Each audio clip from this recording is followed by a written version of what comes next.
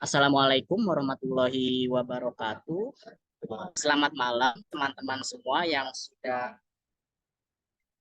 Selamat malam teman-teman semua yang sudah hadir pada ruangan Zoom Cloud Bincang Kopi kita malam hari ini. Semoga teman-teman semua dalam keadaan sehat ya dimanapun kalian berada. Nah, jadi aku ingin mengucapkan selamat datang bagi teman-teman pada Bincang Kopi malam hari ini ya, yang dimana Bincang Kopi ini merupakan proyek rutin dari FPCI Unsut. Jadi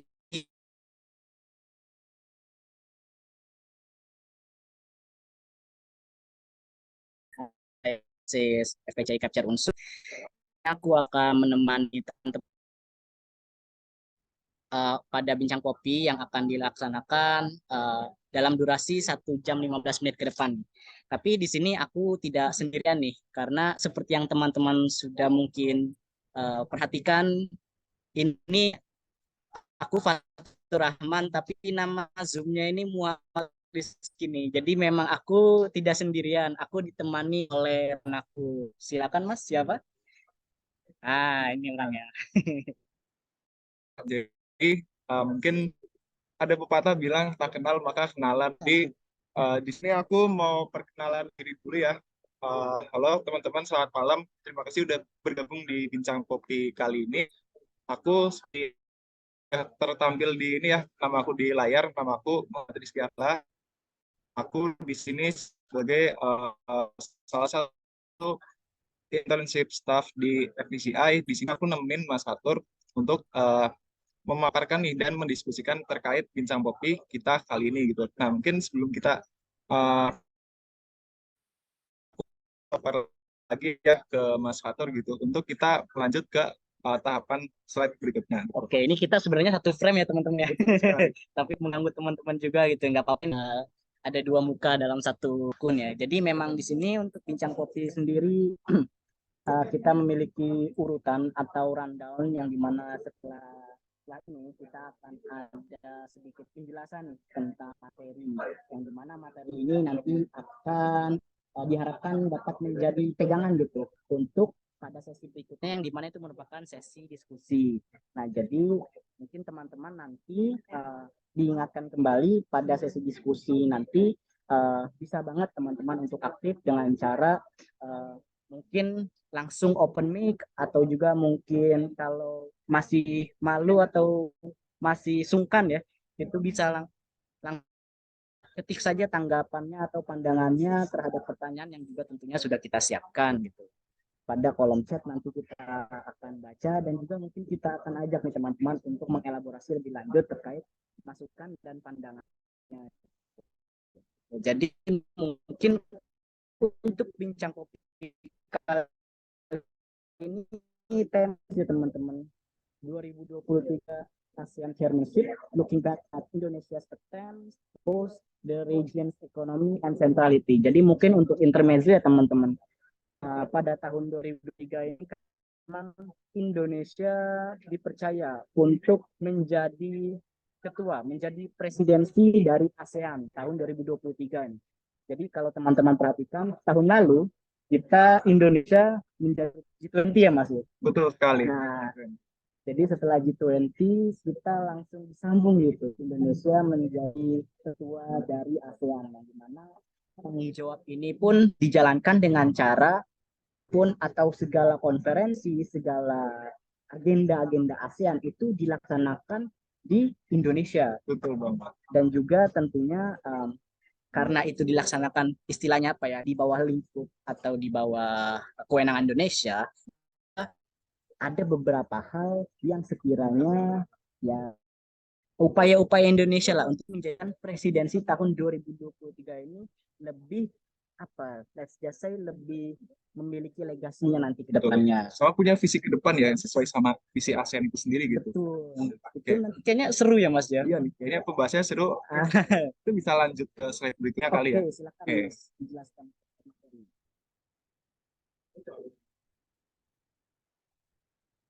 Oke, di sini aku akhirnya melanjutkan tadi ya dari Mas Fatur yang sempat mention soal G20. Nah, itu benar banget. Setelah sukses menyelenggarakan G20 pada tahun 2022 lalu, Indonesia kembali dipercaya untuk memegang peranan di kancah internasional.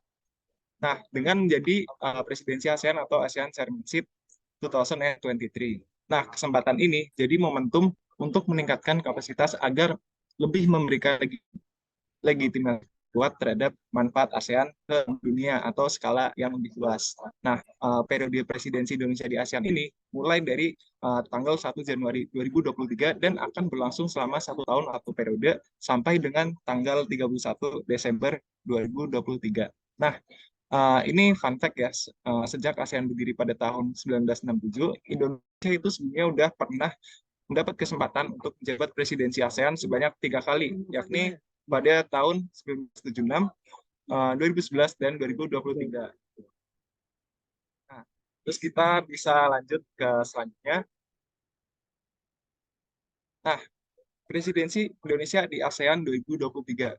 Selama periode presidensi ASEAN ini, Indonesia banyak menyelenggarakan ASEAN Summit atau konferensi tingkat tinggi, atau kita biasa lebih familiar sama yang namanya KTT ya, KTT ASEAN sebanyak 2 kali, yaitu pada bulan Mei dan September gitu. Nah, kegiatan itu dilangsungkan di beberapa wilayah seperti Jakarta, Bali, dan Labuan Bajo. Nah, untuk yang Bali dan Labuan Bajo mungkin udah banyak ya waktu bulan-bulan Mei gitu, itu bertebaran di media sosial gitu, gimana Indonesia uh, gimana sempurnanya Indonesia dan baiknya Indonesia dalam menyambut tamu-tamunya di KTT ini di Bali dan Labuan Bajo gitu. Nah, selain itu juga digelar flagship event, yaitu ASEAN Indo-Pacific Forum dengan fokus pada beberapa kegiatan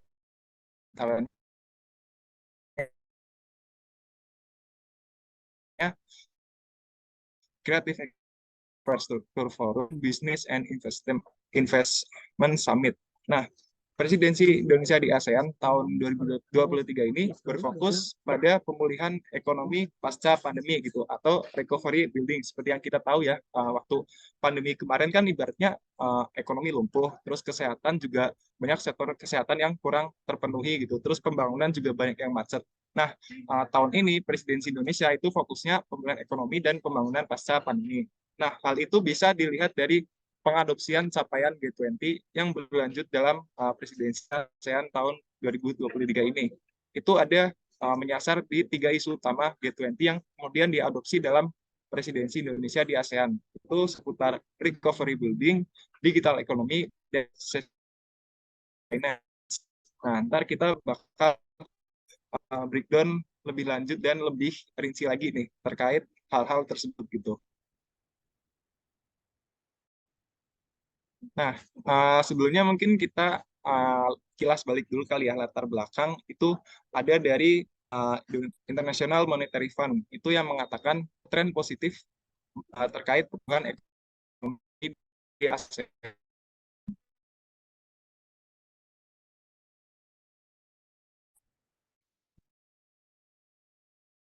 Kan sebesar 2,7%, yang mana itu menurun sebanyak 3,2% dan 2021 sebanyak 6%. Nah, meski begitu, meski ekonomi global ini lagi diproyeksikan menurun, tapi pertumbuhan di ekonomi kawasan Asia Tenggara masih berada di atas pertumbuhan rata-rata dunia. Nah, ini kan konteksnya positif ya, di mana perekonomian dunia sedang turun gitu, sedang lesu, tapi di ASEAN ini dia punya tren dan potensi yang positif gitu. Nah, tren yang positif ini itu ingin dipertahankan oleh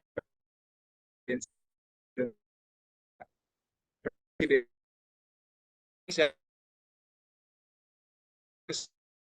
kesempatan dengan ekonomi dan pemakmuran kawasan. Nah, apa sih nama tema presidensi ASEAN tahun ini? Sebenarnya tadi udah sedikit ke spill ya di waktu awal-awal di slide pertama, itu kan ada background terus ada tuhnya gitu. Nah, itu sebenarnya nama tema presidensi ASEAN tahun ini gitu. Nah, sekarang kita mau nanya nih, kira-kira kalian ada yang tahu nggak ya nama tema untuk presidensi ASEAN Indonesia pada tahun 2023 ini?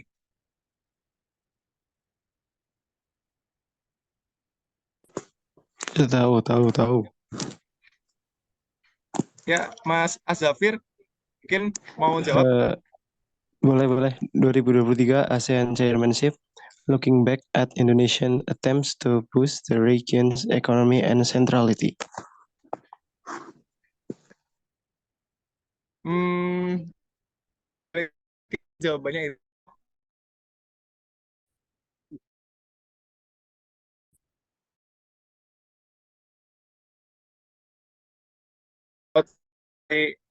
opsi jawaban lain. Oke, kita lihat tadi Mas atau teman-teman yang lain ada yang punya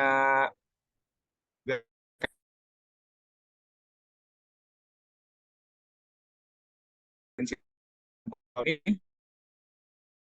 Yuk, Itu di chat Jerifa bilang tadi. ada yang dari chat ya?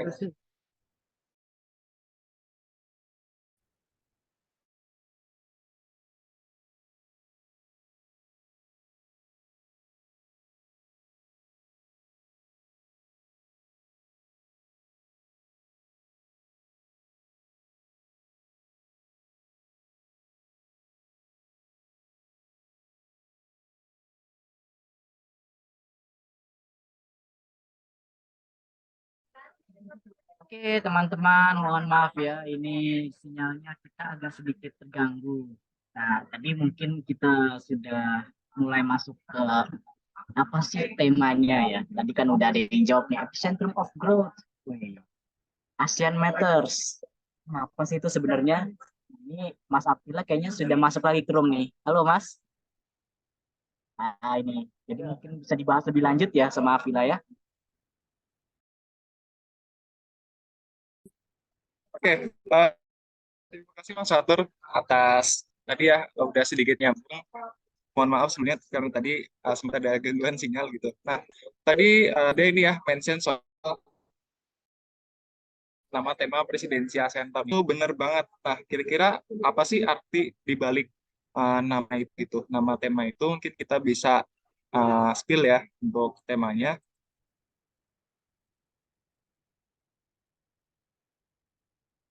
Nah,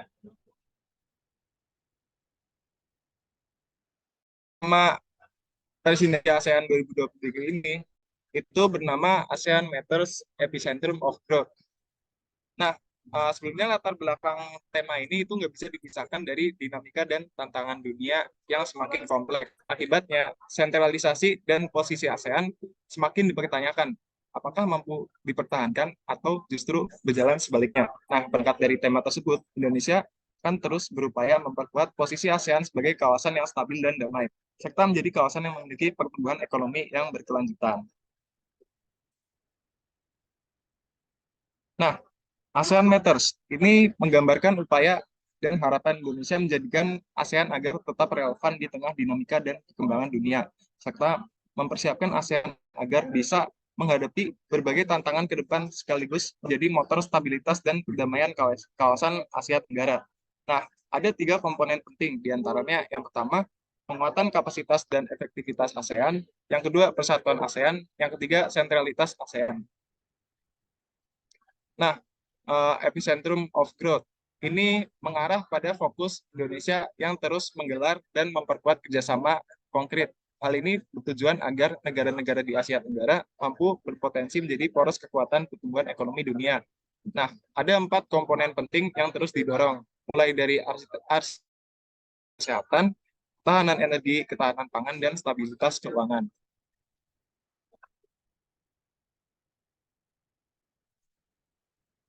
Oke, terus kita lanjut nih. Apa aja sih langkah-langkah Indonesia selama memegang presidensi ASEAN tahun 2023?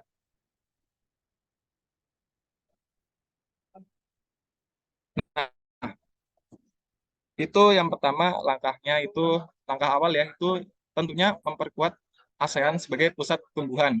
Ini diungkapkan oleh Menteri Luar Negeri kita Bu Retno Marsudi yang menyatakan tantangan dunia pada tahun 2023 akan semakin dinamis dan berat. Nah, perdamaian dan stabilitas menjadi aset penting yang harus diberikan oleh ASEAN untuk mempertahankan ekonomi tinggi, berkelanjutan, dan merata. Presidensi Indonesia tahun 2023 berupaya membangun beberapa bentuk kerjasama ekonomi dalam rangka menunjang pertumbuhan berkelanjutan di ASEAN.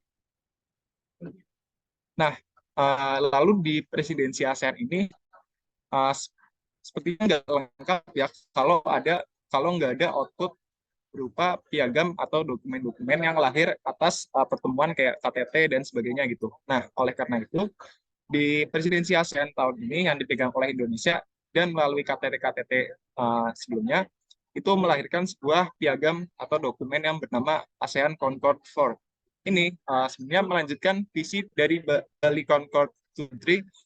Pada tahun ini ASEAN Presiden kembali menarikkan beberapa poin yang kerjasama dengan negara ASEAN dalam piagam ini. Nah, yang di ASEAN Concord 4 itu banyak poin yang dipakai dari bangunan, perekonomian, terus kesejahteraan kawasan, sentralitas ASEAN di tengah dinamika dan benua dunia. Nah, salah satu yang dibahas itu adalah perihal dukungan untuk Timor Leste pada keanggotaan ASEAN tahun ini. Indonesia mendorong keanggotaan penuh Timor Leste di bawah presidensi ASEAN yang dipegang Indonesia pada saat ini, serta menilai secara umum peran dan potensi Timor Leste yang dapat memperkuat integrasi antar negara Asia Tenggara. Selain itu, akan mempermudah dua negara antara Indonesia dengan Timor Leste. Nah, serta bisa menjadi mitra dalam pemenuhan komoditas dan kebutuhan antar kedua negara. Nah, terus salah satu bentuk yang dibahas dalam presidensi Indonesia tahun ini itu adalah tentang pengoptimalan ekonomi ASEAN 2023 lewat Digital Economic Framework Agreement atau DEFA. DEFA mewujudkan percepatan pertumbuhan perdagangan, penciptaan lingkungan digital yang aman, serta peningkatan UMKM. Nah, DeFi ini mencakup perdagangan digital, e-commerce lintas negara, keamanan cyber, ID digital, serta pembayaran digital yang disandingkan dengan kecerdasan buatan atau AI. Nah, ini ada sekelumit ya pendapat dari Pak Airlangga Hartarto sebagai Menteri Koordinator Bidang Perekonomian RI. Nah, Indonesia selama presidensi ASEAN 2023 itu sebenarnya telah menetapkan 16 priority economic deliverables atau PED for building digital economy dan sustainability. Sementara itu, strategi utama Indonesia untuk meningkatkan integrasi ekonomi dan memperkuat daya saing dalam mewujudkan ASEAN sebagai pusat pertumbuhan ekonomi antara lain lewat transfer digital, luas transaksi mata uang lokal dan kris payment serta pengoptimalan BIFA tadi gitu. Nah, yang dimaksud di sini itu maksudnya sekarang kan mode transaksi untuk berbelanja kan udah banyak gitu. Semuanya udah lewat digital. Nah, salah satu yang didorong pada masa ini adalah pembayaran lewat digital dan kris payment yang memanfaatkan UMKM dan pembayaran lokal gitu. Jadi biar ekonominya bisa tetap jalan di tengah-tengah digitalisasi yang pesat ini gitu. Nah, tadi kita udah bicara banyak soal perekonomian yang dibahas di ASEAN presidensi ASEAN tahun ini ya. Mungkin kita juga akan menyasar fokus selanjutnya yaitu mengisi ya di bagian sentralitas ASEAN ini. Silakan saya ke Mas Fatur. Oke, terkait sentralitas ASEAN ya. Jadi memang untuk tema kepemimpinan Indonesia ini kan selain ekonomi, epicentrum of growth itu juga ASEAN matters ya. Sehingga kenapa jadi sentralitas ASEAN. Jadi seperti yang sudah tertulis nih teman-teman, presidensi Indonesia di ASEAN tahun 2023 itu berlangsung di tengah situasi dan kondisi dunia yang sangat dinamis ya, dengan beragam multidimensi seperti geopolitik, pemulihan pembangunan, dan kesehatan pasti, serta pertumbuhan ekonomi global. Asia Tenggara juga berada di wilayah yang terbilang rawan nih teman-teman akan dinamika geopolitik internasional seperti yang teman-teman ketahui terakhir itu yang namanya perang dagang itu sekarang bukan hanya antar negara gitu, bukan hanya antar Cina dan Indonesia, Cina dan Amerika ya, tapi juga lebih ke geopolitik, lebih ke wilayah gini. Bagaimana wilayah satu bisa mewujudkan kerjasama atau bisa membuka peluang dagang di wilayah atau regional lain gitu. Inilah kenapa ASEAN itu penting nih teman-teman. Jadi selain berfokus pada aspek ekonomi, kan presidensi Indonesia di ASEAN itu berfokus untuk menjadikan ASEAN sebagai kawasan yang stabil dan damai serta menjadi stabilitas dunia gitu. Jadi Indonesia ingin di presidensinya yang sekarang itu setidaknya menaruh menaruh fondasi gitu, yang mana ingin ASEAN menjadi contoh organisasi regional yang juga ingin menjadi ASEAN itu menjadi sentral gitu dari adanya kerjasama yang terjadi di dunia internasional. Jadi mungkin untuk sentralitas ASEAN itu mungkin Mas Villa yang bisa aku elaborasi lebih lanjut. Monggo mungkin bisa kembali lagi. Jadi itu sentralitas ASEAN ini penting ya, sebagai identitas juga gitu di tengah berbagai dinamika dunia, khususnya itu yang coba diusung dan diangkat oleh Indonesia selama memegang presidensi pada tahun ini gitu. Nah, untuk selanjutnya,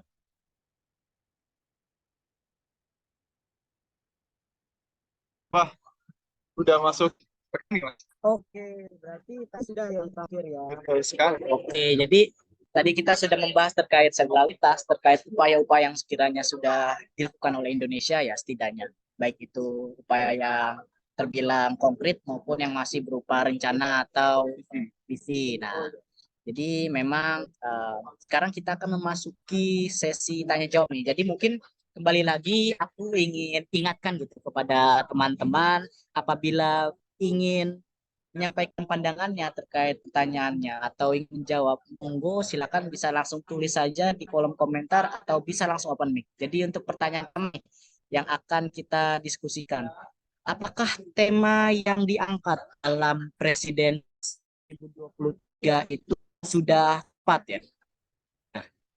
Apakah sudah tepat, Mas Afif? Oke. Coba kalau dari aku ya, tema dari presidensi ASEAN itu di tahun 2023 ini sudah cukup tepat ya. Kenapa? Karena berdasarkan pandangan aku,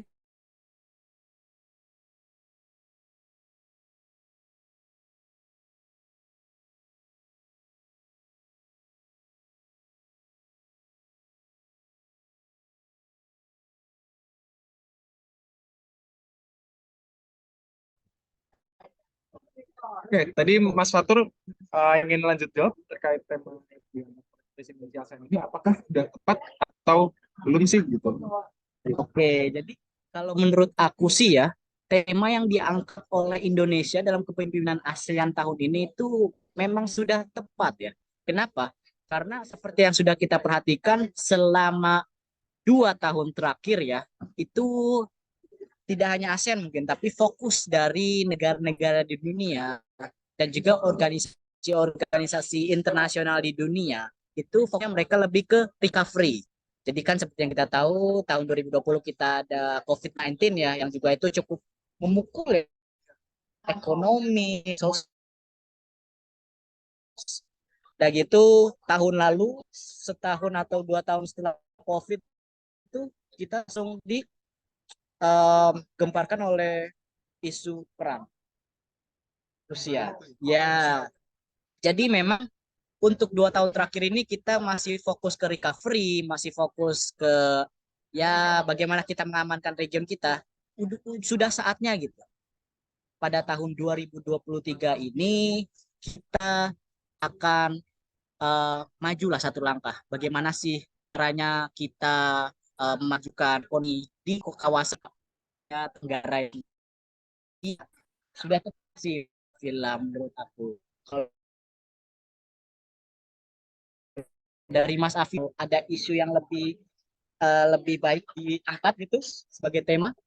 Oke, Kalau tadi Mas Fatur bilang sudah cukup tepat ya, karena seperti yang kita ketahui, ketika kita flashback atau kilas balik ke belakang, itu uh, kebijakan-kebijakan dan agenda-agenda mungkin itu masih sekedar di pemulihan ekonomi dan sebagainya gitu. Nah, aku juga sependapat sama Mas Fatur, di mana tema yang diusung oleh Indonesia pada presidensi ASEAN tahun 2023 ini itu udah tepat karena memang tidak hanya fokus pada pemulihan-pemulihan, tapi kita juga udah coba bangkit ke depan gitu, dan kita punya proyeksi visi depan yang jelas gitu, sampai mungkin kalau bisa kita baca-baca di referensi itu udah sampai proyeksi ASEAN, masyarakat ASEAN tahun 2045 gitu. Nah, itu yang coba digaungkan oleh Indonesia selama presidensinya oleh lewat tema yang diangkat pada tahun ini gitu. Dan itu juga menyasar pada berbagai aspek, mulai dari ekonomi yang tadi kita udah banyak jelasin, terus juga di sentralitas kawasan ASEAN itu sendiri yang mana harus jadi pembeda lah dengan potensinya sendiri di tengah dinamika dunia, dan juga perihal intervensi mungkin dari daerah dan kawasan lainnya gitu.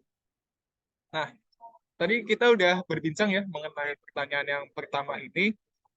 Itu pertanyaan dari aku, jawaban dari aku sama Mas Fatur. Mungkin dari teman-teman sekalian ada yang mau coba berpendapat terkait pertanyaan yang pertama ini.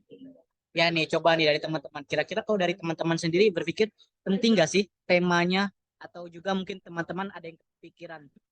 Ini kan dari internalnya ASEAN saja masih belum beres. Apakah tidak terlalu terburu-buru untuk mengangkat ekonomi, sentralitas? Masalah sendiri pun belum beres gitu ya. Apakah harusnya ada angkat lebih yang tema yang lain atau gimana nih? Monggo teman-teman, misal ada yang jawab atau gitu. Oke. Itu mungkin bisa di scroll chat Mas. Di kolom chat ada Mas Saka nih yang mengatakan afirmasi atas pendapat kita mungkin ya. Mungkin kalau boleh tanya Mas Saka ada di Zoom, kalau bisa on mic mungkin untuk memberikan dan menjelaskan lebih lanjut terkait jawabannya gitu. Ini juga ada dua Rifan. Oke, nah ini Saka udah on cam ya. Ya, sebenarnya nggak tahu sih tiba-tiba ditembak tadi. Tapi intinya sih afirmasi aja karena sekarang kan juga ASEAN lagi fokus di recovery ekonominya. Karena pasca pandemi pasti seluruh negara kan ya adalah hambatan kesulitan dalam meningkatkan pertumbuhan ekonominya. Jadi ya secara umum aku afirmasi sih terhadap pandangan dari teman-teman semua. Terima kasih. Oke, itu jawaban dari Saka ya, cukup sepakat juga, dan tadi menyasar pada ekonomi, pembangunan ekonomi yang mana proyeksinya ini kita udah jauh dan menyasar ke banyak hal perihal ekonomi, kayak mungkin pembayaran digital, terus pembangunan ekonomi, dan yang itu menyasar pada masyarakat ASEAN itu sendiri gitu. Jadi punya potensi yang jelas juga yang diusung oleh tema presidensi ASEAN pada tahun ini gitu. Oke, terima kasih Mas Saka. Thank you ya Mas ya atas afirmasi.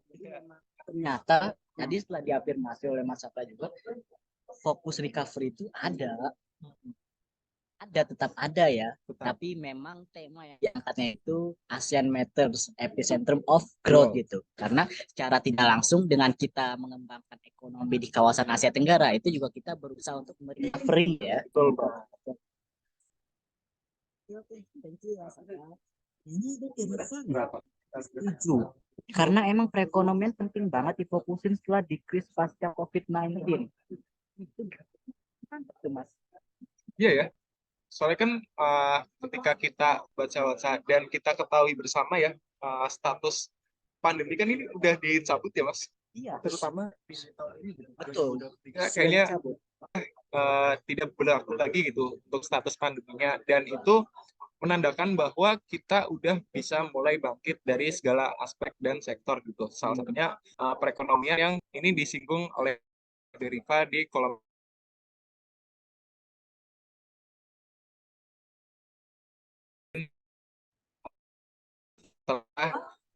pasca pandemi COVID-19 gitu. Nah, itu sudah kita tahu bersama ya, perihal ini itu sudah menyasar di ekonominya pasca pandemi gitu. Nah, mungkin selain Saka dan Deriva, ada yang mau jawab lagi dari teman-teman sekalian? Mungkin ada pikiran atau ingin pendapatnya.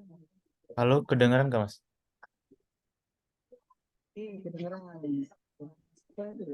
Yes.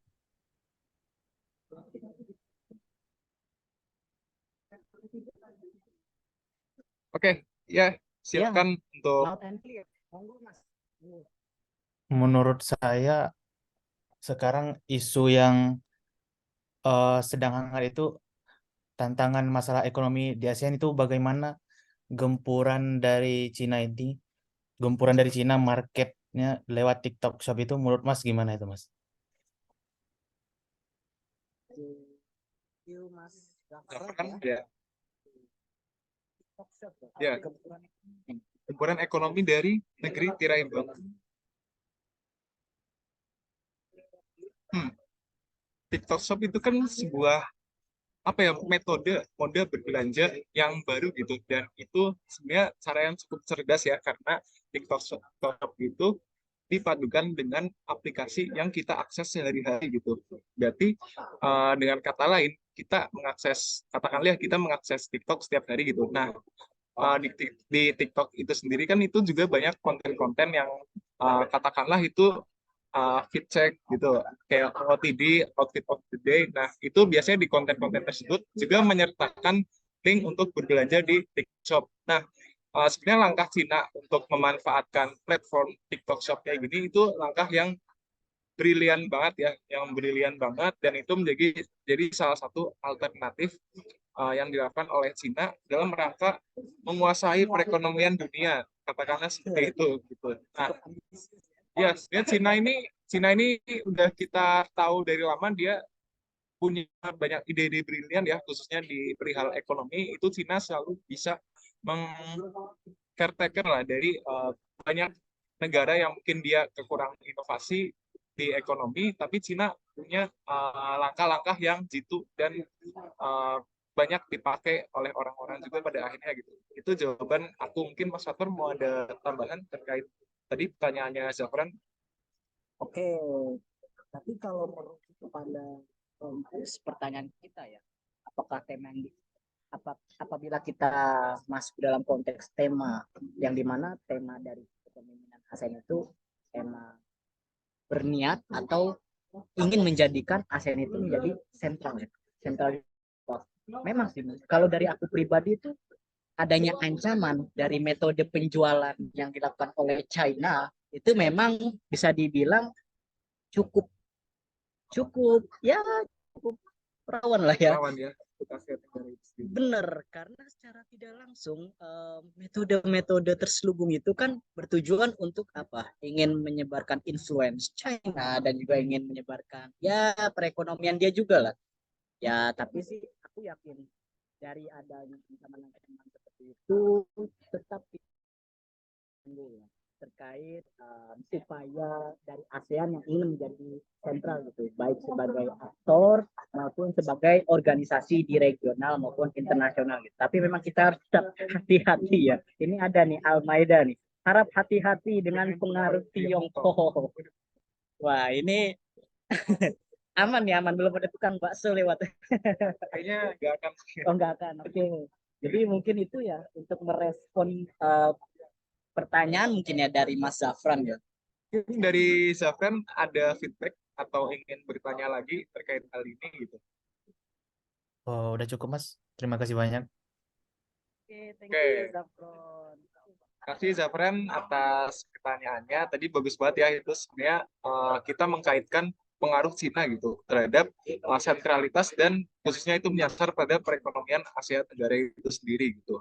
Nah, apakah kita perlu menghimpun pertanyaan lagi untuk pertanyaan yang pertama, atau kita bisa lanjut ke question yang sebelumnya nih, Mas? Boleh deh question selanjutnya.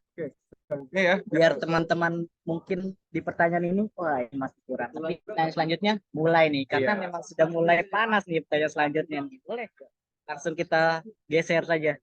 Oke.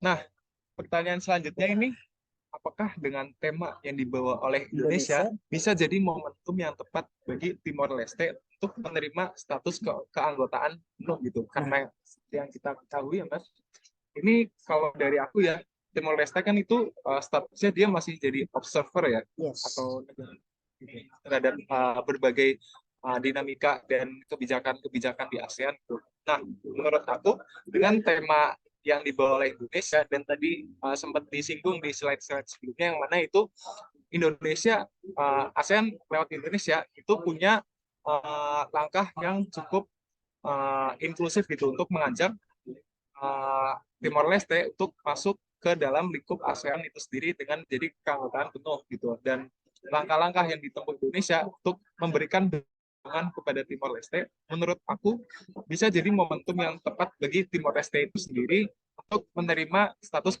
keanggotaan dan bergabung ke ASEAN. Seperti yang kita tahu, ketika negara sudah bergabung ke dalam organisasi kawasan, maka negara itu otomatis akan safe and secure gitu.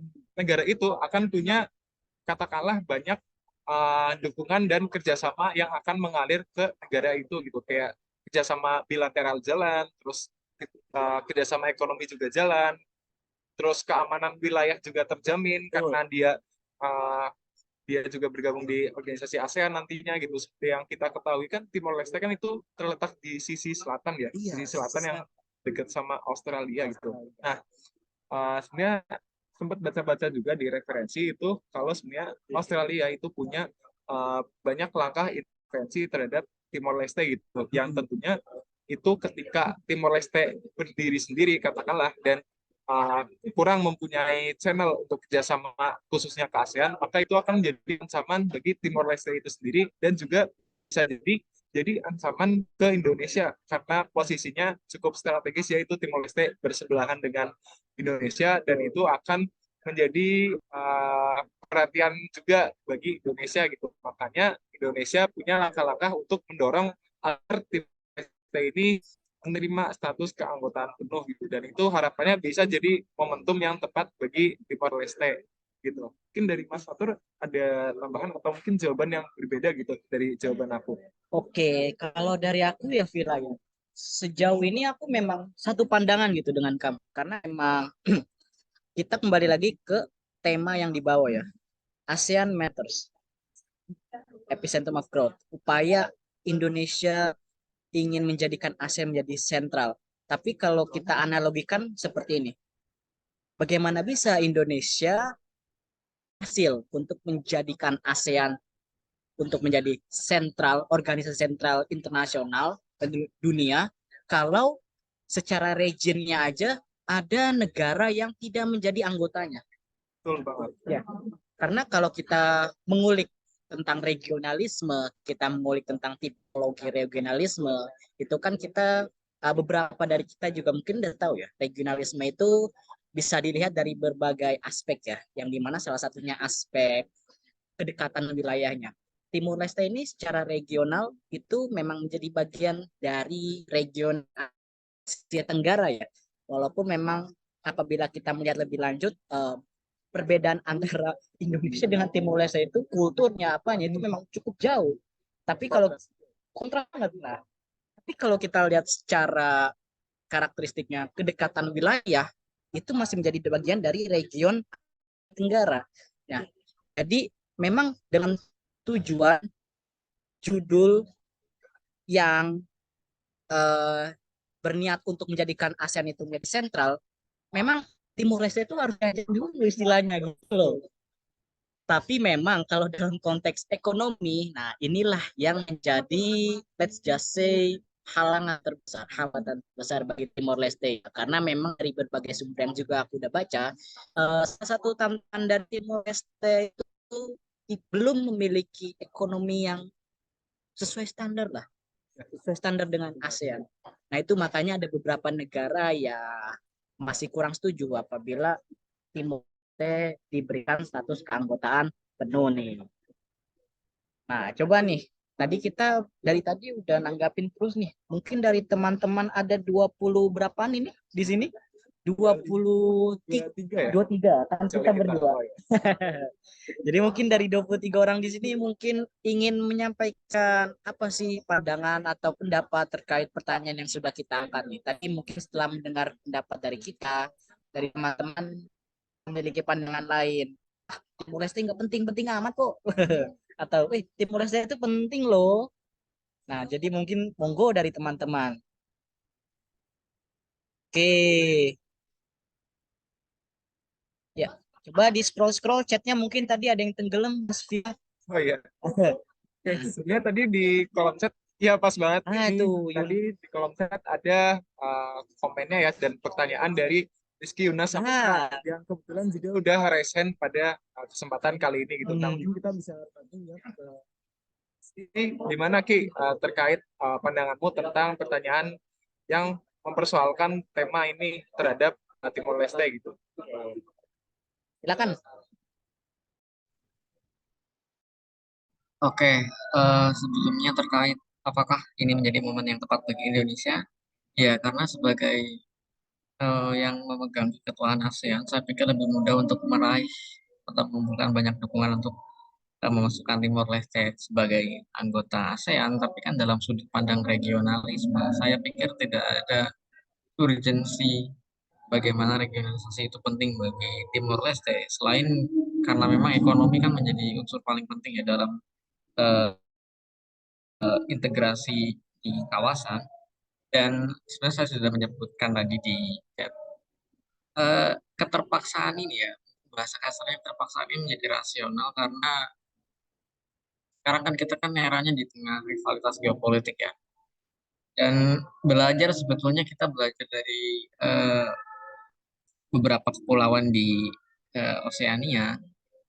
Apabila memang satu negara itu dikatakan ekonominya lemah, kemudian juga tidak punya banyak pengaruh pada mereka, itu akan jadi suatu celah di mana kekuatan-kekuatan besar bisa masuk. Karena saya memang concern dengan isu keamanan, maka pendapat saya banyak diutarakan dari sudut pandang geopolitik.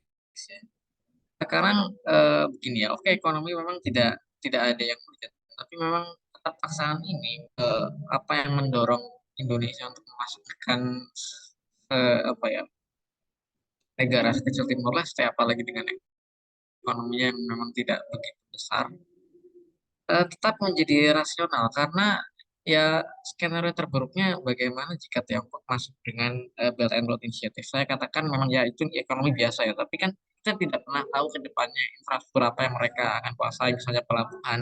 Itu kan eh, lebih berbahaya ya dalam sudut pandang keamanan misalnya. Kalau belajar dari di Afrika Djibouti di mana AS punya Tiongkok punya akses terhadap pelabuhan dan again, saya katakan ini tidak ada urgensi untuk masuk secara ekonomi ya. Dalam sudut pandang regionalisasi, enggak. Tapi secara geopolitik penting daripada misalnya Tiongkok masuk, kemudian berapa mereka punya akses untuk infrastruktur kayak pelabuhan, kita kan nggak menutup kemungkinan apakah ke depannya mereka bikin pangkalan militer, siapa yang tahu ya. Kalau belajar dari misalnya kepulauan, kalau tidak salah, di Oceania itu ada negara yang punya perjanjian keamanan dengan Tiongkok termasuk salah satunya adalah membangun pangkal militer dan kita juga belajar dari Australia kan mereka takut apa yang terjadi di Kepulauan Oseania dan kita juga ya akhirnya terpaksa lah tapi ekonomi memang tidak penting tapi menurut saya tetap dukung kok untuk Timor Leste masuk ke ASEAN penting untuk integritas keamanan kita ya ASEAN dan itu memudahkan kita untuk kontrol eh, wilayah atau kawasan ya karena eh, kita lebih punya banyak pengaruh di Timor Leste gitu.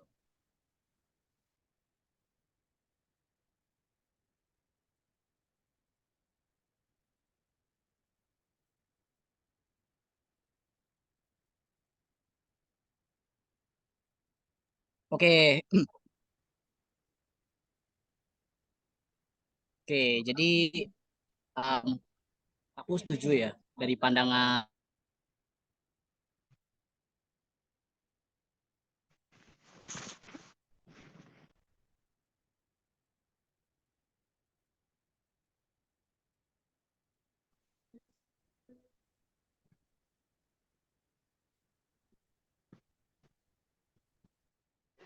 Oke, tadi Yunas masih lagi keburu ke pertanyaan. Iya,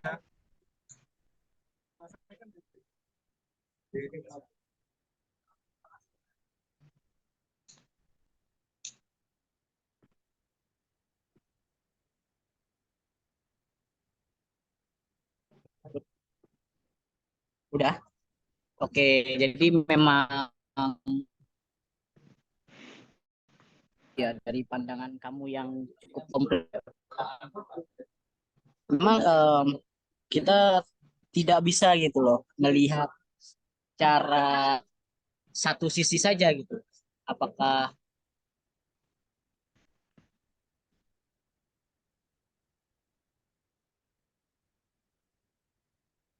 ya ini udah terdengar kan ya? Coba start video. Masih patah-patah nggak ya teman-teman? Jadi mohon maaf ya teman-teman dari tadi kepental terus.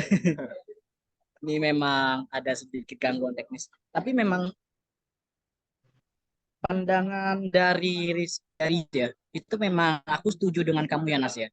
Yang cukup kompleks banget melihat bagaimana sih perang Timor Leste atau pengaruh Timor Leste terhadap ASEAN itu sendiri ya.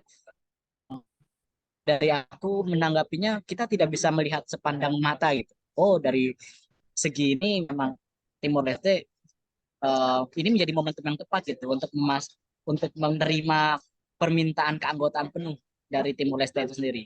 Tapi di satu sisi kita tidak bisa menjudge bahwasanya wah ini belum tentu momen yang tepat gitu loh. Jadi memang ya cukup menarik ya. Thank you Rizky sudah mau menyampaikan pandangannya ini. Nah ini mungkin dari teman-teman yang lain sudah ada yang ingin menulis atau menulis lagi. Ini sudah ada yang nulis nih. Ah, coba bisa di scroll itu Mas Vila agak ke atas sedikit. Maritza dan Deriva. Menurut ada tanggapan ya. Jadi aku baca sedikit kali ya tadi tenggelam. Menurut saya tidak ada standar ekonomi khusus untuk menjadi anggota ASEAN. Contohnya Laos yang sampai sekarang juga masih struggle menanggapi pernyataan Kak Fatur. Oh, itu menanggapi pernyataan aku ya. Jadi memang kalau menurut Maritza dan Deriva, menurut kalian tidak ada standar ekonomi khusus untuk menjadi anggota ASEAN ya. Contohnya Laos yang sampai sekarang juga masih struggle. Tapi kalau dari yang aku baca ya, aku lupa sih sumbernya sih. Jadi untuk Laos sendiri, memang mereka masih struggle ya. Tapi karena kedekatan Laos dengan salah satu negara apa ya penopang ekonomi ASEAN yaitu Singapura. Menarik ya. Kedekatan Laos dengan Singapura, bagaimana aku juga lupa gitu. Tapi dari berbagai sumber aku mendapati gitu bahwanya Laos memang ekonomi tapi untuk mengambil hati Singapura. Dan juga apabila kita berbicara Laos, kita juga melihat adanya mungkin Singapura pusat Asia Tenggara ya. Nah, jadi memang ini teman-teman. Kalau dari apa ya afirmasi dari pandangan aku bilang gitu karena dari sumber yang aku baca itu Singapura lah yang menjadi penentang utama terkait permintaan keanggotaan penuh dari Timur Leste. Sementara Laos itu menang gitu, menangkan hati Singapura. Jadi memang dia sudah lama juga kan masuk kan, sudah cukup lama. Nah untuk Timur Leste ini Singapura bisa dibilang kayak gini teman-teman analoginya. Kita nggak butuh apa ya penghambat lebih jauh ya. Kita jadi mungkin ini agak sedikit kasar ya dan juga mungkin agak sedikit terdengar kurang ilmiah ya teman-teman. Tapi apabila kita analogikan secara sederhana, pemikirannya untuk negara-negara di ASEAN ini yang kita butuhkan sekarang adalah teman yang kuat gitu. Kita masih belum membutuhkan atau belum berani untuk menampung teman yang keluarga yang bisa dibilang malah menjadi takutnya, malah menjadi batu sam. Jadi itu ya kalau dari afirmasi pandangan aku. Tapi memang untuk ASEAN sendiri tidak berani menulis atau ya menjelaskan secara tertulis bahwasanya negara-negara ASEAN harus memiliki standar ekonomi yang sekian sekian. Nah, jadi mungkin itu ya Zaya. Nah, itu juga ada tanggapan gini dari Iza nih. Selanjutnya, Timor Leste justru bisa menjadi kawasan yang nantinya akan berdampak lebih buruk jika tidak diajak bergabung oleh ASEAN. Contohnya dijadikan sarana narkoba, transorganized crime. Terlebih bagaimana nanti Timor Leste, bagaimana dengan imigran ya? Ini menarik ya kalau kita membicarakan lebih jauh terkait hal-hal ini yang khususnya perekonomian gitu. Karena ini kan lebih ke Iya, concern juga dan jadi perhatian di berbagai kawasan di dunia ini gitu. Dan betul. dapat dari Iza itu mengafirmasi hal tersebut gitu, yang mana kalau Timor Leste itu nantinya akan menjadi berdampak lebih buruk jika tidak diajak oleh ASEAN untuk bergabung gitu. Dan itu merupakan salah satu langkah yang ini juga ya, bagus juga gitu, baik juga untuk Timor Leste itu sendiri dan untuk ibaratnya pemasaran kita bersama gitu terkait aspek-aspek sosial yang ada di Timor Leste gitu. Nah, itu bawahnya tuh. Dan jika bangkrut atau terdapat masalah lainnya di Timor Leste, yang paling terdampak pasti juga negara tetangganya. Oh, jelas. Negara tetangganya siapa yang paling dekat? Indonesia. Bener banget Niza. Jadi ya itulah kenapa sih Timor Leste ini penting ya sejatinya kalau menurut Iza, kalau dari yang aku tangkap untuk menjadi bagian dari ASEAN. Dan memang ya karena tidak ada standar ekonomi, makanya Timor Leste ini benar-benar bagus. Makanya respon Indonesia itu mendukung penuh. Kemarin aku baca berita tuh, Presiden Jokowi mendukung positif, memberikan dorongan untuk Timor Leste agar dapat menerima keanggotaan secara penuh. Nah ini Ahya udah open mic nih, mau ngomong kah? Atau tertekan? Kepencet atau tertekan? Tertekan kata. Oh, Maaf, kepencet Kak, kepencet. gak apa-apa. Oke, ini ada respon-respon lanjutan nih. Kapan, itu kata ada yang menarik tuh dari Yunas. Kapan ya kita jadi pusat? Loh, kan sekarang sudah jadi pusat. Presidensi ASEAN ini Ah, tapi kalau Yunas berbicara mengenai kapan kita menjadi pusat yang benar-benar pusat ya. Bukan pusat-pusatan loh. Bukan secara simbolis ya. Eh,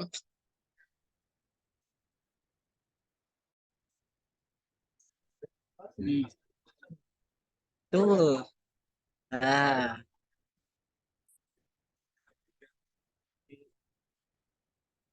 yes, betul. Jadi 2045 tuh kata Mas Rashid. 2045 Mas, just wait. Nah, itu 2045 insya Allah kita semua sukses ya. harapannya selaras juga ya sama Nah, visi yang dibawakan betul. oleh ASEAN. ASEAN Vision. Nah, ini ada dari Adam ya. Adam nih. Adam dari Raisa nih. Monggo Adam bisa open biar kita langsung mendengar. Oke, makasih. Suaraku kedengeran kan ya? Kedengeran aman, loud and clear. Oke, dari tadi kan aku dengar ini bahasnya ekonomi terus, tapi gimana efek Timor Leste masuk ASEAN apabila tadi aku baru baca kalau misalnya ada rencana sesama negara anggota ASEAN tuh bisa masuk dalam waktu jangka waktu tertentu. Nah, ini kan bisa jadi masalah imigran ilegal ya. Apalagi di negara-negara Uni Eropa gitu tuh banyak yang masuk lewat visa palsu yang dikasih Uni Eropa, terus mereka tinggal secara gelap. Nah, apakah ini bakal berdampak juga pada negara-negara Timor Leste di ASEAN? Kalau misalnya emang benar terjadi mereka masuk ASEAN.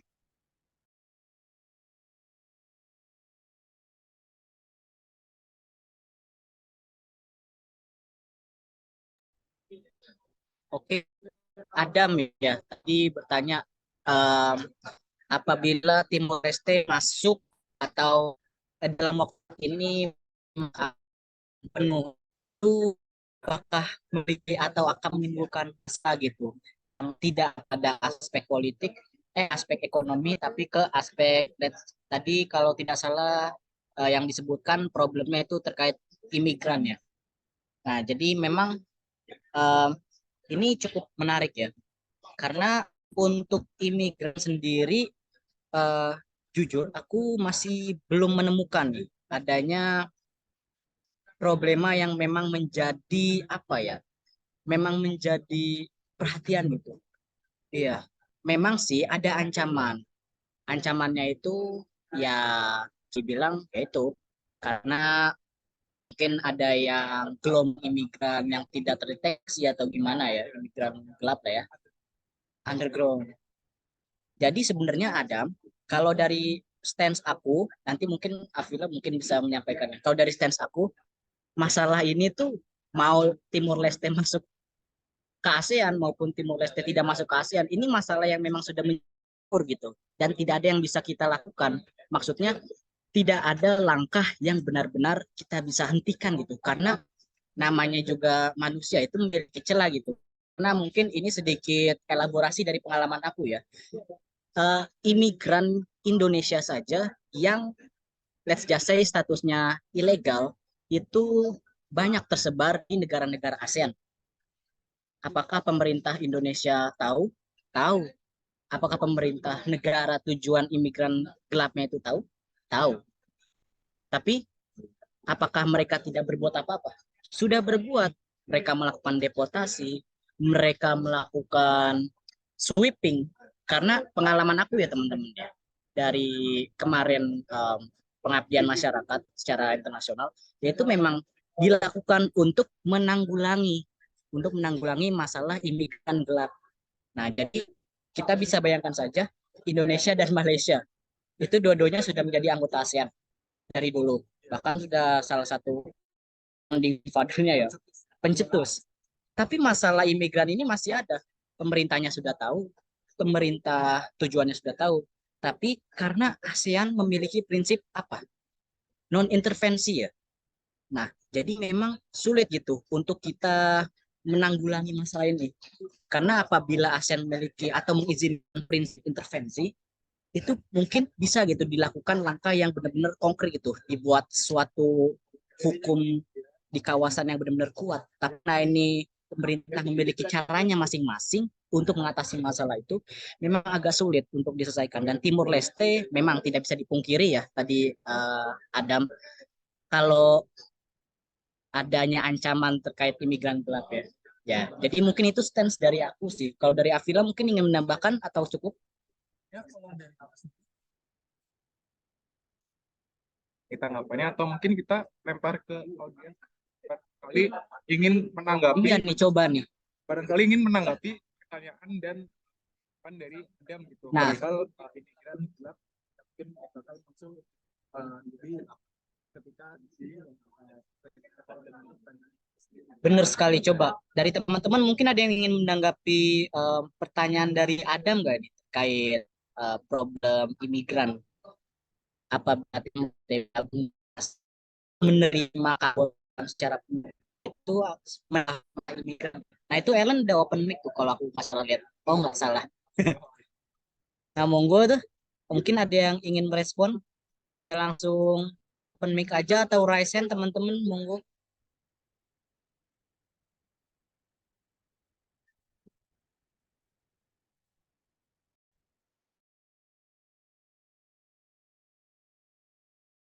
Nah, kalau dari Adamnya sendiri gimana kira-kira?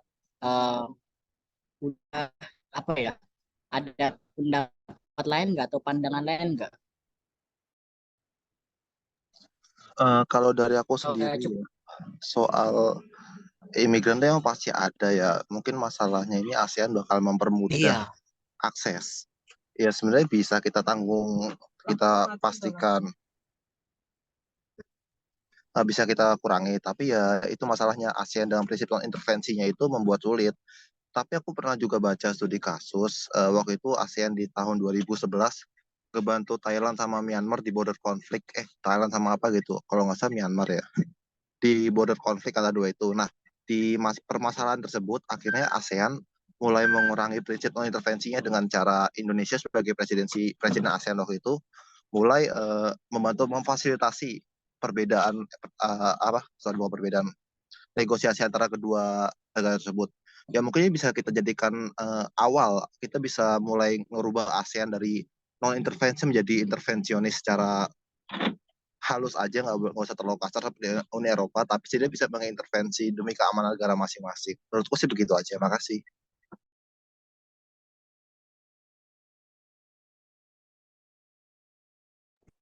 Iya, bener banget Adam. Jadi specialty dari ASEAN itu mau intervention itu bisa menjadi berkah, bisa jadi kutukan buat ASEAN itu sendiri ya.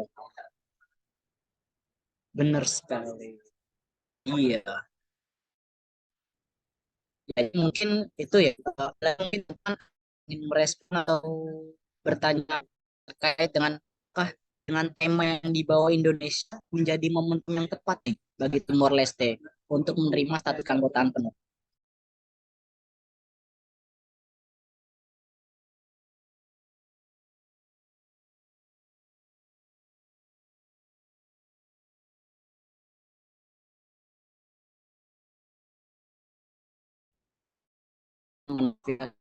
Tendang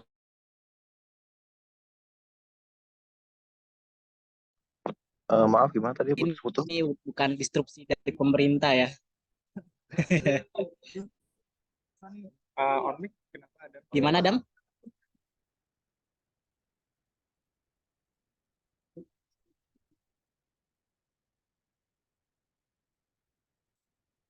Iya, Oke. Ya,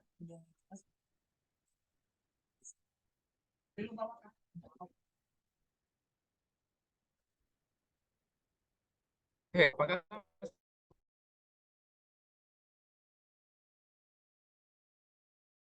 yang berikutnya?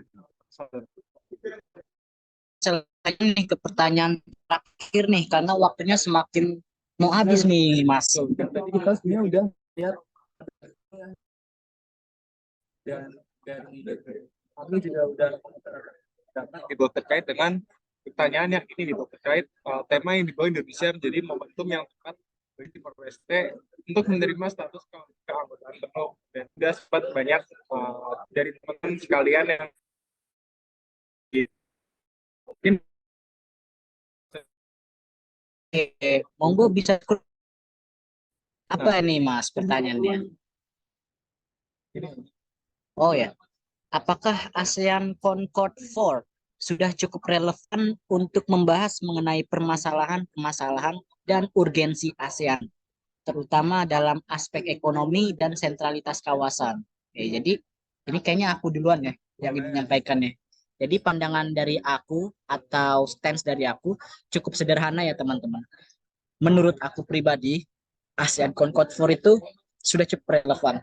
Kenapa? Karena isinya benar-benar deklarasi di mana negara-negara di ASEAN yang tentu saja diinisiasi oleh Indonesia itu mereka komit untuk beberapa di antaranya memperkuat kerjasama untuk memperkuat let's just say untuk menyelesaikan permasalahan-permasalahan ke depannya. Lalu juga satu hal yang menarik menurut aku ini ASEAN Concord 4 ini menjadi legasi tersendiri Mas bagi kepemimpinan Indonesia. Kenapa? Karena memang ASEAN Concord ini teman-teman bagi teman-teman yang memperhatikan dan juga mungkin tadi mengetahui ya secara general ini sambungan gitu dari Bali Declaration one, two, three. Iya, Bali Concord, Bali Declaration banyak nama lainnya sebenarnya. Nah, ini ASEAN Concord 4 ini memang ya bisa dibilang ya udah itu legasi Indonesia gitu. Dan ini menjadi fondasi dari ASEAN Vision 2045 gitu. Jadi secara tidak langsung kalau dari aku ya sudah cukup relevan untuk membahas mengenai permasalahan-permasalahan dan urgensi ASEAN, terutama dalam aspek ekonomi dan sentralitasnya. Kalau dari Avila gimana? bukan dari Mas Fatur ya, tapi ini Mas, mungkin sebelum ke aku, Ya. mungkin aku masuknya terakhir aja kali ya. Oh iya benar. Jawab pertanyaan ini, kita akan memantik dari teman-teman yang ada di sini nih. Tadi udah sedikit dikasih gambaran ya terkait pertanyaan ini oleh Mas Fatur. Mungkin dari teman-teman sekalian ada yang mau coba jawab terkait pertanyaan apakah ASEAN Concord sudah cukup relevan atau belum sih untuk membahas mengenai permasalahan-permasalahan dan urgensi ASEAN, terutama dalam aspek ekonomi dan sentralitas kawasan yang tadi kita juga udah ini ya udah ada ditampilkan di slide-slide sebelumnya gitu terkait ASEAN Concord 4 ini, yaitu sebagai piagam atau deklarasi yang lahir dari presidensi Indonesia di tahun ini gitu. Kita ini mungkin dari teman-teman sekalian ada yang mau coba jawab pertanyaan kali ini. Sebenarnya ini eh, tanggapan kalian ini ya feel free seperti apa pandangan gitu terkait pertanyaan ini. Jadi semua untuk didiskusikan kali ini. Betul. Jangan malu-malu ya teman-teman. Nggak apa-apa. Boleh mungkin lewat chat dulu, nanti kita bahas. Atau juga langsung raise hand. Boleh bang. ASEAN Concord 4 ya. Emang namanya tuh kayaknya keren banget ya. ASEAN Concord gitu. Widih. Emang Indonesia tuh selalu punya cara untuk membuat sesuatu yang meriah cuy. ASEAN Concord lah. Terus kemarin gala dinnernya itu benar-benar apik sih. Ya, monggo teman-teman mungkin ada yang ingin menanggapi atau teman-teman memiliki pandangan lain. Ah, itu cuma deklarasi doang kok. Gak relevan sama sekali, gak urgen. Boleh banget teman-teman.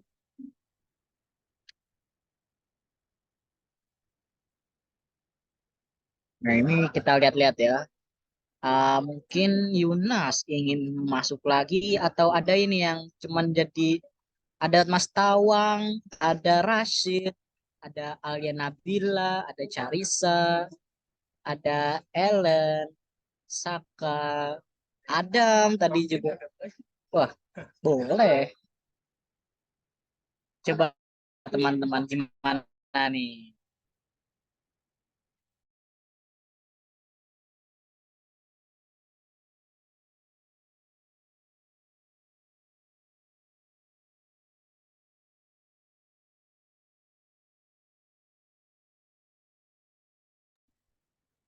Atau mungkin dari Iza dan Deriva nih, Faridza dan Deriva. Wah, ada dua nih.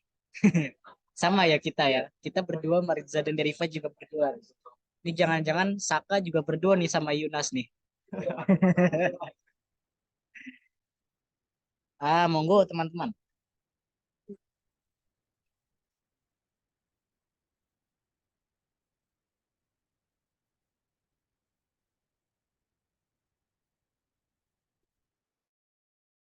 Nah, ini ada nih komen nih dari Maritza dan Deriva. Menurut kami, ASEAN Concord 4 sudah cukup relevan kok. Karena 16 poin pembahasannya berhasil dibahas. Bener banget. Kalau nggak salah juga udah dijelaskan di PPT ya. Benar banget. Indonesia itu memiliki apa ya, sudah merencanakan 16 poin gitu yang untuk dibahas. Dan semuanya tuh dibahas rata ya. Alhamdulillah ya. Yang sudah cukup signifikan dan konkret adanya gitu. Benar. Dari kayak bentuk-bentuk kayak kerjasama, peningkatan ekonomi, terus juga strategi pembayaran gitu, digitalisasi lewat kris dan mata uang digital. Iya, yang Deva itu ya. Iya benar tuh. Jadi emang ya bagus lah. Nah, Yunas nih. Thank you ya Iza dan Deriva ya. Ya, mungkin kita ke ini ya tanggapannya Yunas dulu. Terlepas mengikat atau tidaknya, setidaknya telah merefleksikan spirit sentralitas dan kerjasama ASEAN, dan itu sudah tercantum dan menjadi esensi dari tema kita ini sendiri ya, epicenter of growth. Dan di dalam ASEAN Matters epicenter of growth itu ada ASEAN Concord 4 yang menurut Yunas ini sudah cukup merefleksikan mengenai sentralitas dan kerjasama yang ada di ASEAN. Oke, jadi emang ya terlepas dari terikatnya atau enggaknya, emang spiritnya itu yang berusaha untuk diangkat oleh Indonesia itu. Kita sama-sama sentralitas, kita satu keluarga Asia Tenggara. Nah, ini mari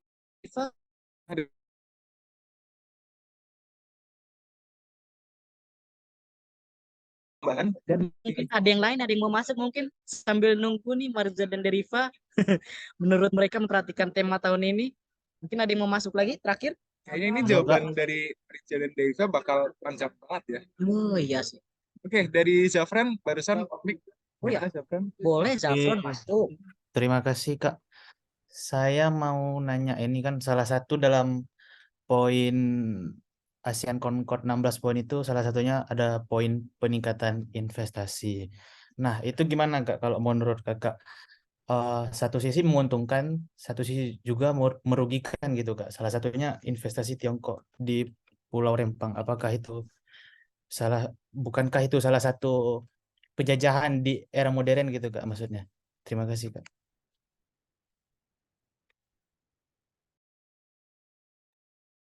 Oke, thank you Zafron. Zafran ya, opininya cukup kritis ya. Memang mungkin dari tadi aku mendapati beberapa nih yang mengkhawatirkan.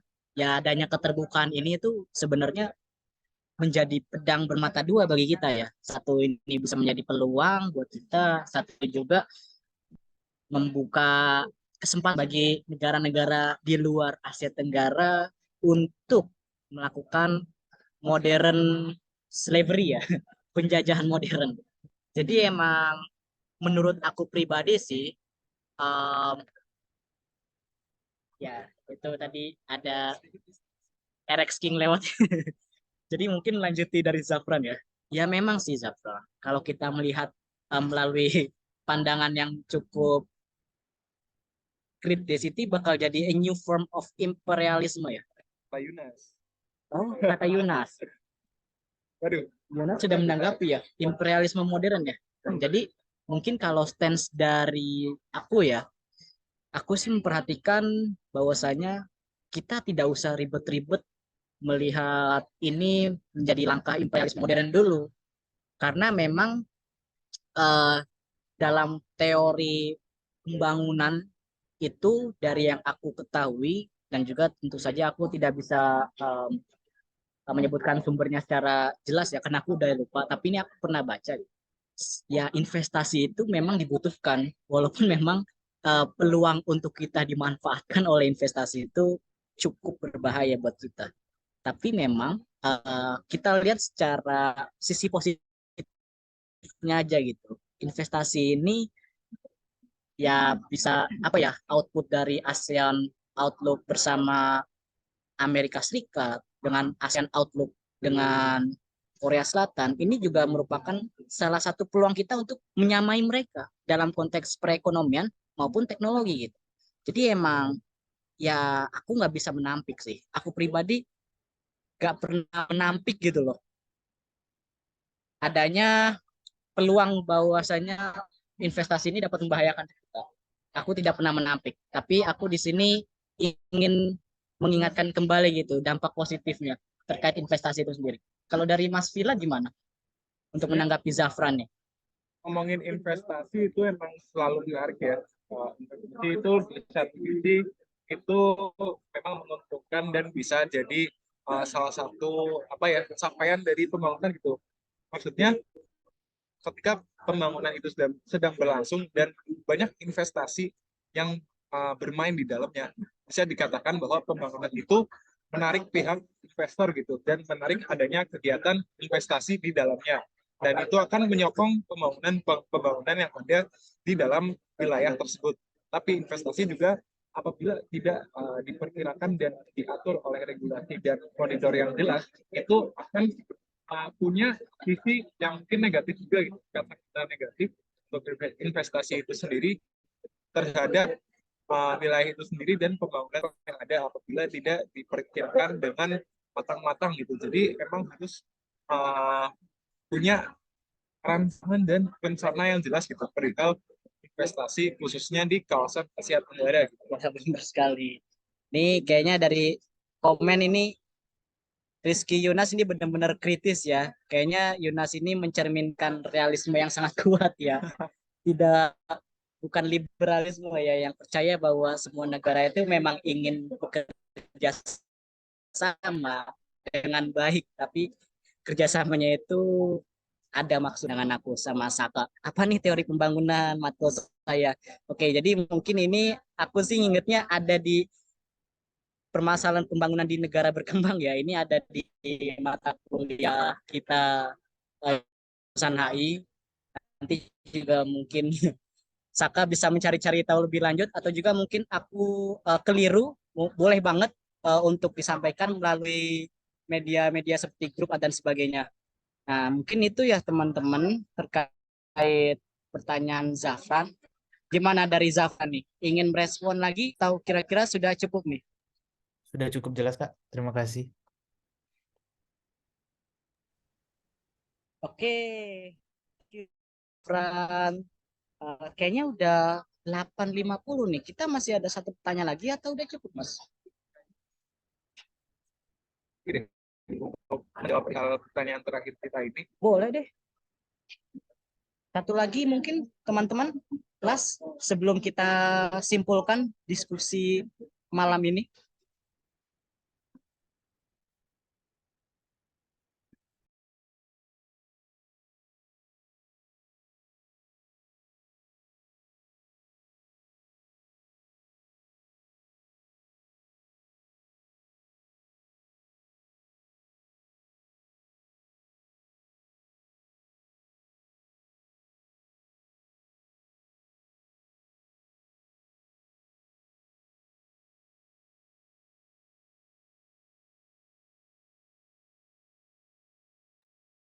Oke, teman-teman, apabila tidak ada lagi yang ingin menyampaikan pandangan atau pendapatnya, jadi mungkin bisa kita simpulkan ya. Bahasan dan diskusi kita soal ini dari awal sampai akhir dan dari pertanyaan sudah kita himpun dan diskusikan. Mungkin Mas Fatur ingin memberikan summary atau ringkasan dari diskusi dan pemaparan yang kita sudah bincangkan di Bincang Kopi kali ini. Gitu. Oke, jadi tadi pertanyaan pertama apa ya? Apa Itu perihal tadi sudah cukup menarik sih kalau aku boleh simpulkan. Jadi tema ya? tentang tema, apa tema yang diangkat dalam presidensi ASEAN 2023 ini sudah tepat. Jadi dari diskusi yang sudah aku perhatikan, nanti mungkin Afila bisa menambahkan, memang sebagian besar dari forum ini cukup setuju ya. Ya sudah tepat kok, karena memang sudah saatnya kita melangkah maju ya. Di recovery Nah, ke aspek yang sudah betul, dan juga kita ingin mengangkat spirit sentralitasnya ya, agar kita tetap bersatu gitu di tengah gempuran disrupsi, dinamika internasional. Lalu untuk pertanyaan selanjutnya, jadi tema yang dibawa Indonesia ini sebagian dari forum mengatakan ini merupakan momentum yang tepat. Bahkan ada yang pendapat yang mengatakan bahwa sangat pro gitu apabila Timor Leste menerima keanggotaan penuh secara dalam waktu dekat itu, karena memang melihat dari ASEAN itu sendiri tidak ada standar politik, tidak ada standar ekonomi yang jelas ya sejatinya. Lalu juga apabila Timor Leste tidak masuk dengan waktu dekat, itu juga akan menjadi masalah bagi kawasan itu sendiri.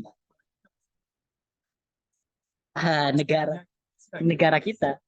Tapi memang sebagian pendapat atau pandangan juga mengatakan bahwa ya apakah dengan masuknya Timor Leste ini masih berpotensi untuk menimbulkan masalah-masalah turunan dan sebagainya? Tentu masih. Bahkan salah satu masalahnya yang itu merupakan arus imigrasi ya, arus migran itu menjadi tidak cukup terkendali ya. Timor Leste belum masuk aja, imigran ilegalnya masih sering masuk. Apalagi ada Timor Leste ya, tentu menambah potensinya. Jadi mungkin tetap saja mungkin momentumnya ini cukup tepat ya, apalagi tahun depan tongkat estafet kepemimpinan ASEAN ke siapa ya? Ke kan kita yang sebelum dari kan ada dari Kamboja ya. Kamboja ke Indonesia. Terus ya selanjutnya kayaknya menarik. Aku dengar sih, aku baca berita, jadi tongkat estafet kepemimpinannya itu selanjutnya temanya masih kurang lebih sama, ingin meningkatkan sentralitas gitu.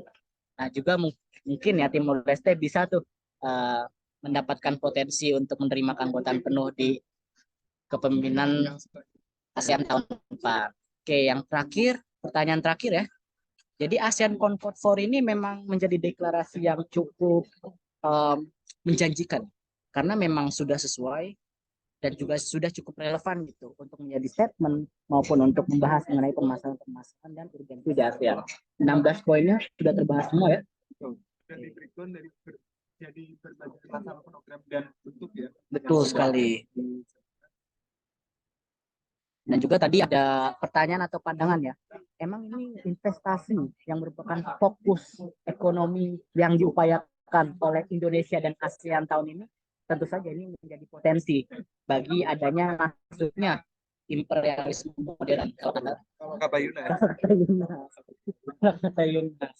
Dan juga ini tidak bisa kita tampik ya dalam forum ini. Ada probability-nya. Tapi memang kita memilih untuk melihatnya secara aspek liberal saja. Bahwasanya kerjasama itu yang dilakukan oleh negara-negara di dunia dalam konteks ini di ASEAN itu memang bertujuan atau tidak memiliki apa ya kepentingan yang benar-benar ingin jahat gitu. Jadi kita anggap saja ya ini kerjasama tulus, investasinya tulus untuk membantu gitu. Tapi emang ada probabilitas imperialisme modern. Jadi itu mungkin Itulah ingin meluruskan atau ingin menambahkan kesimpulan dari aku. Ya, itu semua adalah kesimpulan yang sudah dihimpun oleh Mas Fatur ya pada pembicaraan dan diskusi bincang kopi kita kali ini yang membahas mengenai tema presidensi ASEAN, presidensi Indonesia di ASEAN pada tahun ini dan relevansinya terhadap berbagai bentuk-bentuk, dan tadi sempat kita singgung soal salah satu bentuknya atau dokumennya atau piagamnya itu adalah ASEAN Concord 4 yang membahas mengenai permasalahan dan urgensi ASEAN sendiri, yang mana ASEAN itu ingin menjadi sentral dan epicentrum of growth gitu. Oke, sudah ya teman-teman. Mungkin itu saja dari kami kesimpulannya. Sebelumnya aku mengucapkan kembali terima kasih kepada teman-teman yang sudah menyempatkan untuk hadir pada bincang kopi malam ini, dan juga aku mengucapkan mohon maaf apabila dalam pelaksanaannya masih terdapat ketidakbaikan ya, ketidaksempurnaan ya, karena memang ada faktor lokasi dan juga tadi ada banyak disrupsi. Jadi mungkin itu saja teman-teman. Terima kasih atas kehadirannya. Saya Fatur Rahman dan juga saya Muhammad Siafillah. Kami memohon undur dalam bincang kopi malam ini. Selamat beristirahat teman-teman, selamat liburan. Wassalamualaikum warahmatullahi wabarakatuh.